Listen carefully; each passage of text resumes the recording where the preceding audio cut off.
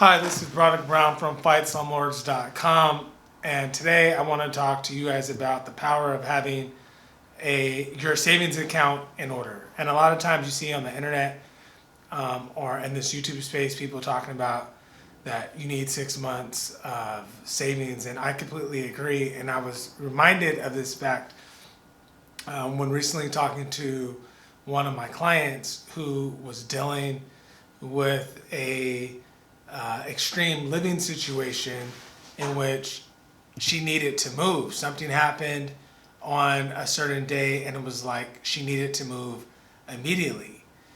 And she was able to do that, and she had the freedom and the power to do so because she had a significant amount of money saved. And so she was able to put a first and last month's rent down on a new place and security deposit down without having to wait to the end of the month or to try to get her security back from her prior place. And so a lot of times, people think about having a rainy day fund of 6 months or whether or not it's a year, and people only think in terms of, well, if I lose my job. But sometimes it may be a living situation. You may be dealing with a abusive landlord, or a landlord that's harassing you, or a landlord that's not wanting to fix something.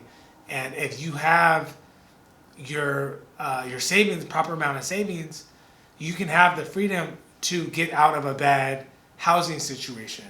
And so I just wanted to tell that story and encourage everybody that if you don't have any savings saved, the best way, like Dave Ramsey typically says, is to start with $1,000. And then from $1,000, you can continue to build. And it could be like a snowball effect. But it's important that you start with something. Now, if you have $1,000 saved, you can go to 60 days worth of your expenses, or 6 months worth of your expenses. And then you continue to build on that.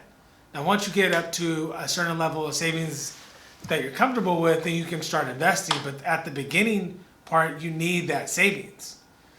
Because the same week in which my client told me this story, I had another client who's been looking for new housing but has been unable to move because the rent, even though the rent is slightly reduced as a result of the situation that occurred in 2020 and the various eviction moratoriums, it's still expensive to live here in the Bay Area. And so she doesn't have the money saved, and so she's been stuck living in a situation that ideally she would move out of if she had the money. And so having the money saved is not just for an issue of your job. It just gives you freedom in life in general. And so I encourage people, and I encourage my clients to try to create a rainy day fund, because you never know when you may need it. And so obviously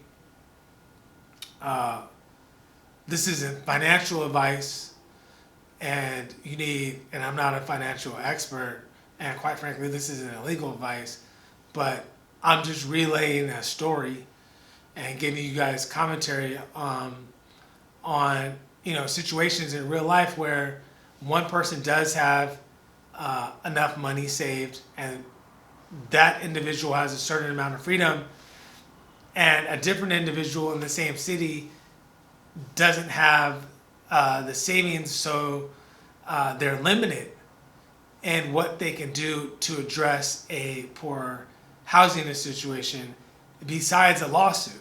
So eventually, when clients hire me, when the case settles, or if we go to trial and we win, at some point we're going to get money. But in between that time period, if the client has a savings, they can get out of a less than ideal living situation.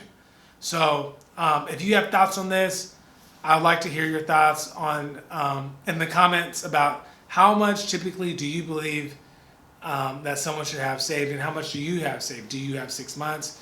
Do you have a year? Do you have less than 6 months? Feel free to comment if you like this type of video. If you like this content, feel free to like and subscribe. And I thank you for getting this far and watching this video. Thank you.